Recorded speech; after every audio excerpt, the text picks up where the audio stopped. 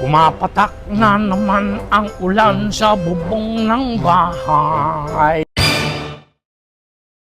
Yan, ito po ang inyong kabalingkod, Congressman Manik Manaag from the Lakas Tama Party at your self-service.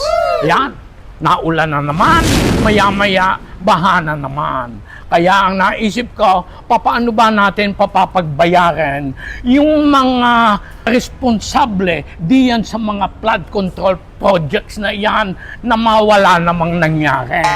Ganda rin ang aking suggestion.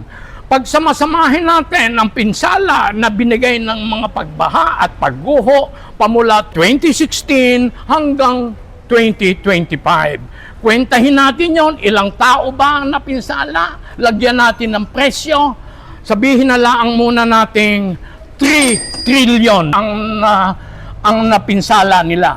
Kaya ang panukala ko, ikaw, Saldico, ang mamuno ng collection committee.